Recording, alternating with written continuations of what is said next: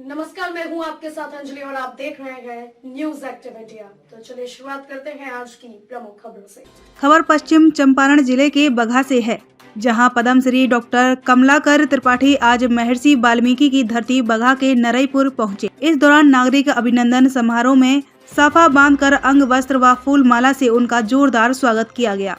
बताया जा रहा है कि काशी हिंदू विश्वविद्यालय बनारस के ख्याति प्राप्त चिकित्सक के त्रिपाठी को हाल ही में बेहतर चिकित्सा सेवा के क्षेत्र में महामहिम राष्ट्रपति ने पद्मश्री सम्मान से नवाजा है, जिसके बाद डॉक्टर त्रिपाठी महात्मा गांधी की कर्म भूमि और महर्षि वाल्मीकि के तपोभूमि पर पहुंचे। यहां के लोगों द्वारा दिए गए इस सम्मान से खुद को अभिभूत बताया। इस दौरान उन्होंने मौजूदा हालात में चिकित्सा के व्यवसायीकरण पर बोलते हुए कहा कि चिकित्सक दवा के व्यवसाय से खुद को अलग रखकर मरीजों की सेवा करें। धरती के भगवान कहे जाने वाले कुछ चिकित्सक आज सेवा भाव से हटकर इसका व्यवसाय कर रहे हैं, खुद को दवा कारोबार से जोड़ रहे हैं, जो उचित नहीं है।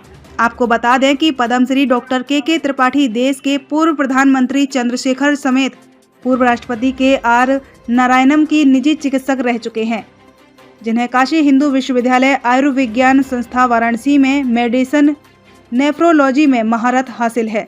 हालांकि अब ये सेवानिवृत्त हो गए हैं, बावजूद आज भी इनकी चिकित्सकीय सेवा से पूर्वांचल के हजारों लोग लाभान्वित होकर इनके ऋणी हैं। यही वजह है कि बगहा आगमन पर इनके सम्मान में अभिनंदन समारोह आयोजित कर सांस्कृतिक कार्यक्रम प्रस्तुत किया गया। क्या अनुभूति कर रहे हैं पद्मश्री? धन्यवाद। यही धरती वरेण्य है, यही धरती अभिनंदन के योग्य है। ये बड़ी तपस्वियों की धरती है, महर्षि वाल्मीकि की धरती है और यहाँ के पूर्वज, यहाँ के लोग, सीधे साधे लोग, देश के प्रति समर्पित लोग, ये उन सारे लोगों का अभिनंदन है जिनकी कृपा से हमें कुछ भी जो प्राप्त हुआ, यह उनकी तपस्या है। यह तो वो सब उन सब लोगों को प्राप्त होना चाहिए जो यहाँ के निवासी हैं, जो हमारे ऋणी हैं और जो इस परिवार के मिश्र परिवार के लोग हैं, जिनके कारण मैं इस योग्य बना, अन्यथा तो मैं तो इस योग्य था भी नहीं। यह उनकी कृपा है हमारे ऊपर, हमें इस योग्य पाया, हमारा वर्ण किया, हमें यहाँ स्थान दिया, हमारी संस्कृत परंपरा का विकास किया और यह सब लोग हम उनके प्रति अनुग्रहित हैं। बड़ी उनकी हमारे ऊपर कृपा है, हमें वो मौका देते हैं। अगर वो ना हो तो हम किसकी सेवा करेंगे, इसलिए हमारे लिए वही सबसे अभिनंदनीय है। सर, देश स्तर पर ख्याति लब्ध हैं आप। आज की डेट में चिकित्सा का व्यवसायीकरण हो गया है, क्या कहना चाहेंगे चिकित्सकों के लिए और नर्सिंग होम या फिर इसमें अकेले चिकित्सक चिकित्सक को दोषी तो नहीं कह सकते।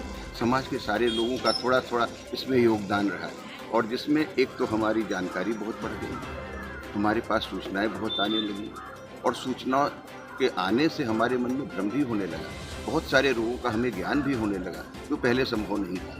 तो अब हमारी जिज्ञासा बढ़ गई और बहुत सारी तकनीक बढ़ गई, बहुत सारी जांच होने लगी।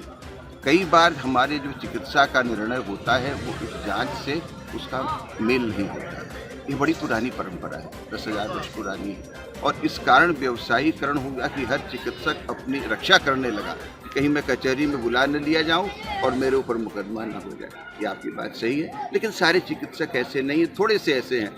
अब जिसकी जीविका उसी पर आश्रित है, मकान का किराया उसी पर आश्रित है, 2 वक्त का भोजन आश्रित है उसमें, और एक व्यवसाय में जो दवा की औषध का क्रेता विक्रेता है उसमें और चिकित्सक में अंतर है।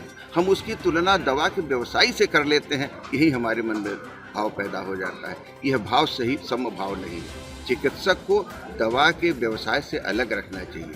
जब ये दोनों जुड़ जाते हैं तब मन में भ्रम पैदा होता है और तब हमें ये लगता है कि हाँ, चिकित्सक व्यवसायी बन गया। खबरों में अब तक के लिए बस इतना ही। मिलते हैं फिर ऐसे ही किसी बड़ी खबर के साथ। तब तक के लिए नमस्कार और देखते रहिए न्यूज एक्टिव इंडिया।